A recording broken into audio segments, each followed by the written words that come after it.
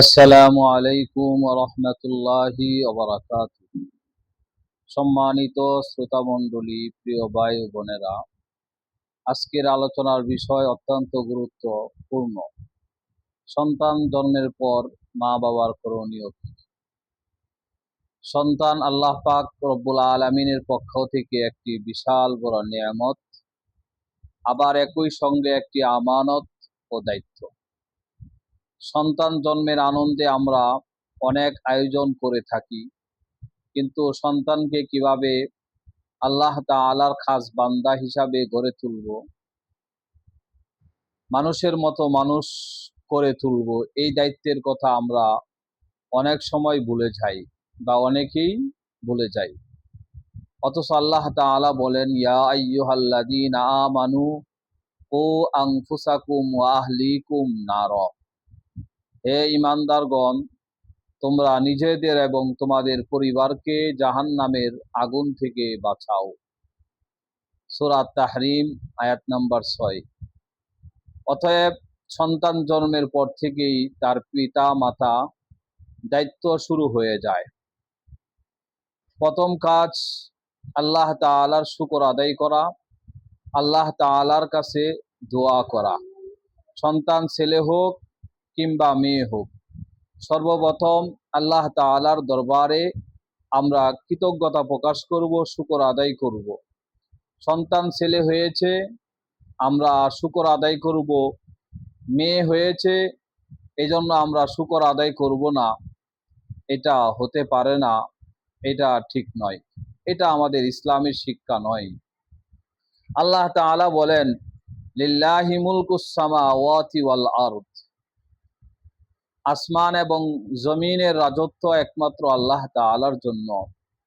ইয়াখলুকু মাইয়াশাউ, আল্লাহ যা চান তাই হয়।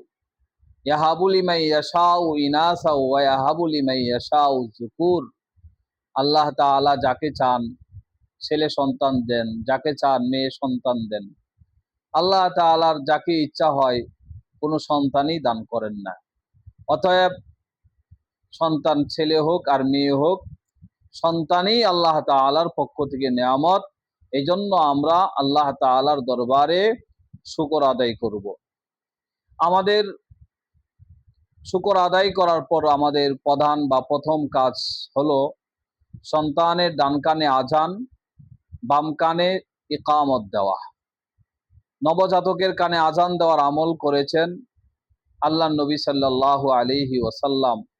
হযরত আবু রাফি রাদিয়াল্লাহু তাআলা আনহু থেকে বর্ণনা করেন, হাদিস শরীফে আসছে, নবী আলাইহিস সালাতু ওয়াসসালাম কে হাসান ইবনু আলী রাদিয়াল্লাহু তাআলা আনহুর জন্মের সময় তার কানে আজান দিতে দেখেছেন। তিনি রাসূলুল্লাহ সাল্লাল্লাহু আলাইহি ওয়াসাল্লাম এই আমলটি করেছেন, তিনি বর্ণনা করেছেন। তবে মনে রাখতে হবে, আজান দেওয়াটা ফরজ বা ওয়াজিব নয়, বরং হাদিসে বর্ণিত একটা আমল, সুন্নাহ আমল। অবশ্যই আমাদের জন্য এটা করণীয়। সন্তান জন্মের পর আরেকটি কাজ হলো তাহনিক করা ও সন্তানের জন্য দোয়া করা। নবজাতকের তাহনিক করেছেন এবং তাদের জন্য বরকতের দোয়া করেছেন। তাই আমরা আমাদের সুযোগ অনুযায়ী এই তাহনিকটা করব। তাহনিক করা সুন্নত, অর্থাৎ আপনার আশপাশে কোনো বুজুর্গানে দিন, কোনো বুজুর্গ আলেম অথবা কোনো মুরব্বী দিয়ে তার দ্বারা কোনো খেজুর নরম করে অথবা তার চিবিয়ে, খেজুরের চিবানো একটা অংশ, সামান্য একটা অংশ বাচ্চার তালুতে লাগিয়ে দেওয়া, তাহলে আমাদের তাহনিক আদায় হয়ে যাবে। কোনো অবস্থায় যদি খেজুর পাওয়া না যায়, মিষ্টি থাকলেও এই মিষ্টি দিয়েও তাহনিক করা যায়। এত সামান্য পরিমাণ দিবে যাতে করে বাচ্চার কোনো ধরনের ক্ষতি হওয়ার কোনো আশঙ্কা না থাকে। আল্লাহ পাক আমাদেরকে বোঝার তৌফিক দান করুন। অনুরূপভাবে বাচ্চার জন্য সুন্দর এবং অর্থবহ নাম রাখা, সন্তানের সুন্দর নাম রাখা মা বাবার দায়িত্ব সমূহের থেকে অন্যতম একটি দায়িত্ব। রাসূলুল্লাহ সাল্লাল্লাহু আলাইহি ওয়াসাল্লাম ইরশাদ ফরমান, তোমরা কিয়ামতের দিন তোমাদের নাম এবং তোমাদের পিতাদের নাম ধরে ডাকা হবে, অতএব তোমরা তোমাদের সন্তানদের সুন্দর নাম রাখো। এই জন্য আমরা চেষ্টা করব, হাদিসে বর্ণিত উত্তম নাম হইল আব্দুল্লাহ, আব্দুর রহমান, অর্থাৎ আব্দুন শব্দ যোগ করে আমরা নাম রাখবো, অথবা আম্বিয়া আলাইহিস সালাতু ওয়াসসালাম, অর্থাৎ নবীদের নামের সাথে নাম রেখে মিল রেখে আমরা নাম রাখবো। সাহাবায়ে কেরামের নামের সাথে মিল রেখে আমরা নাম রাখবো। বুজুর্গানে দিন যারা আছেন তাদের নামের সাথে নাম মিলিয়ে আমরা রাখবো, অথবা সুন্দর অর্থবহ নাম রাখবো। আল্লাহ পাক আমাদেরকে বুঝবার তৌফিক দান করুন। অনুরূপভাবে সপ্তম দিবসে আমাদের জন্য আমাদের আরেকটি দায়িত্ব হলো, যদি আল্লাহ তাআলা তৌফিক দিয়ে থাকে মা বাবাকে, তাহলে আমরা আকিকা করব। সপ্তম দিবসে আকিকা দিব। সন্তান জন্মের দিনে সপ্তম দিনে আমরা আকিকা করা সুন্নাহ। রাসূলুল্লাহ সাল্লাল্লাহু আলাইহি ওয়াসাল্লাম ইরশাদ করেন, প্রত্যেক শিশু তার আকিকার সাথে বন্ধক থাকে, তার পক্ষ থেকে সপ্তম দিনে পশু জবাই করা। এজন্য আমরা যদি আমাদের ছেলে সন্তান হয়, তার জন্য 2টা ছাগল অথবা ভেড়া আকিকা করব। মেয়ে সন্তান হলে আমরা 1টি ছাগল অথবা ভেড়া আমরা আকিকা করব। আকিকার হুকুম হুবহু কোরবানির হুকুমের মতো। কোরবানির গোশত যেমন সবাই খেতে পারে, ঠিক তদুরূপ আকিকার গোশত, আকিকার যার নামে করা হবে তার মা বাবা সহ সবাই আমরা এই আকিকার গোশত আমরা খেতে পারবো। আমরা লক্ষ্য রাখবো, যদি সন্তান শুক্রবার হয় তাহলে আমরা বৃহস্পতিবার আকিকা করব। সন্তান যদি বৃহস্পতিবার হয় তাহলে আমরা বুধবার দিন আকিকা করব। যদি সপ্তম দিনে কোনো কারণে আকিকা করতে না পারি, তাহলে আমরা 14তম অথবা 21তম দিনে আমরা কি করব? আকিকা করব, অথবা বছরের যে কোনো দিনে আকিকা করা যায়। অর্থাৎ এন্তেকালের আগ পর্যন্ত আকিকা করা যায়, তবে এন্তেকালের পরে আকিকা করার কোনো নিয়ম নীতি ইসলামের মধ্যে নাই। ঠিক তদ্রূপ আমরা আরেকটা কাজ করব, মাথা মুন্ডন করব, অর্থাৎ মাথা কামাইব। মাথা মুন্ডন করার পর চুল শুকিয়ে চুলের সমপরিমাণ চান্দি রূপা আমরা সৎকা করে দিব, অথবা চান্দি রূপা অথবা তার সমপরিমাণ মূল্য আমরা সৎকা করে দিব, গরিব মিসকিনদেরকে আমরা দিয়া দিব। ঠিক অনুরূপভাবে আমরা যদি পারি, আমরা এদেরকে আমরা এই কাজটা করাবো। সাথে সাথে আরেকটা আমাদের উল্লেখযোগ্য কাজ হলো, সন্তানকে শুধু দুনিয়ার জন্য নয়, আমরা দুনিয়ার পাশাপাশি আখেরাতের জন্য তাদেরকে গড়ে তুলবো, তাদেরকে দিন শিখাবো। সন্তান যেন ছোটবেলায় আল্লাহর পরিচয় লাভ করতে পারে, রাসূলের পরিচয় লাভ করতে পারে, দ্বীনি ইলম যেন অর্জন করতে পারে। দ্বীনি ইলম, কোরআনুল কারীমের জ্ঞান শিক্ষা করার পর আমরা ইঞ্জিনিয়ার বানাবো, কোনো আপত্তি নাই। ডাক্তার বানাবো, কোনো আপত্তি নাই। আমরা পাইলট বানাবো, কোনো আপত্তি নাই। অর্থাৎ দুনিয়াবি শিক্ষায় শিক্ষিত করব, আমাদের কোনো আপত্তি নাই। অবশ্যই প্রত্যেকটা মা বাবার উচিত আমরা অবশ্যই প্রথমে আমরা দিন শিখাবো। তো আমাদের সন্তানকে স্কুলে ভর্তি করি, কোচিং করাই, ভালো পোশাক দেই, ভালো খাবার দেই, এসব অবশ্যই দেওয়া দরকার।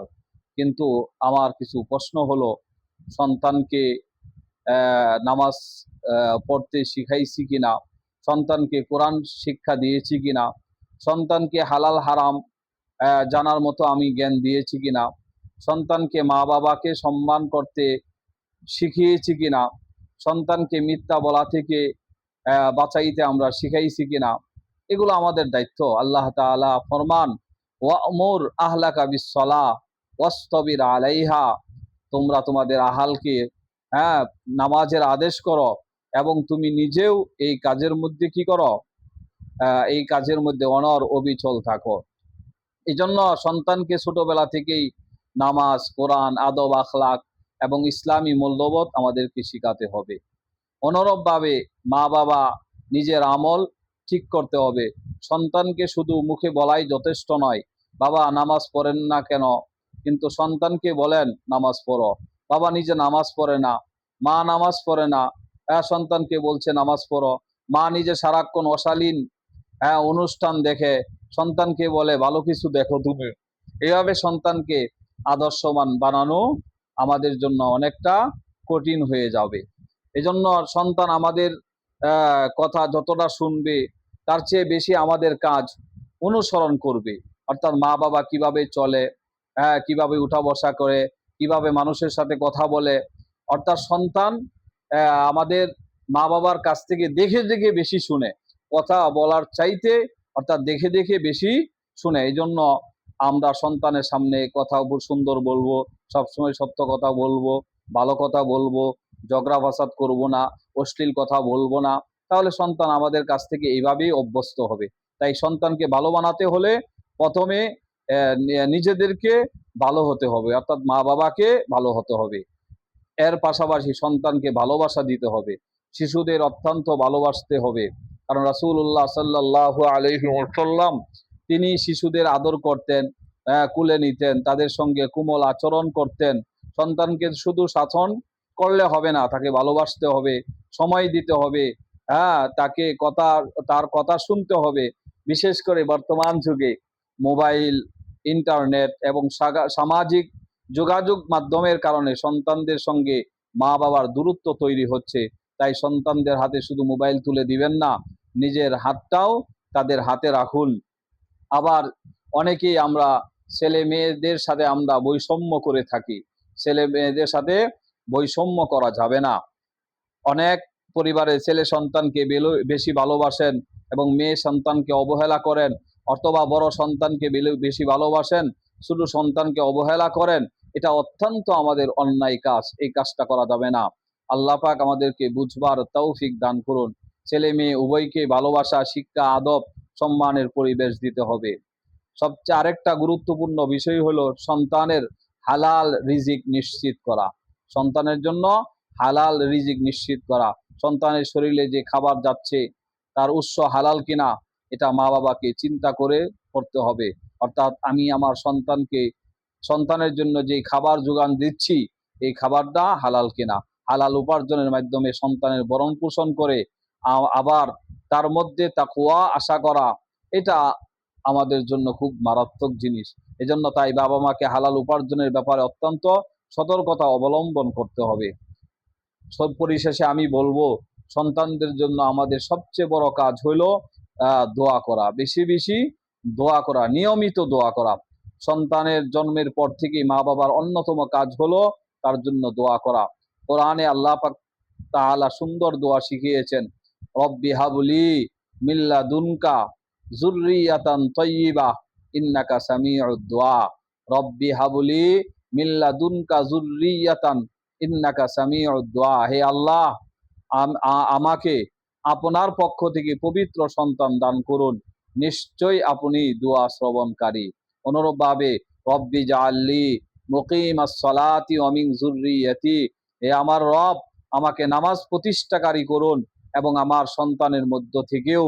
এভাবে রব্বি হাবুলি রব্বানা হাবুলানা মিন আজওয়াজিনা ওয়া যুররিয়াতিনা কুররাতা আয়ুনি ওয়াজআলনা লিল মুত্তাকিনা ইমামা। এই দোয়াটা আমি সকলের কাছে অনুরোধ করব, প্রতি 5 ওয়াক্ত নামাজের পর এবং সব সময় এই দোয়াটা বেশি বেশি পড়ার চেষ্টা করব।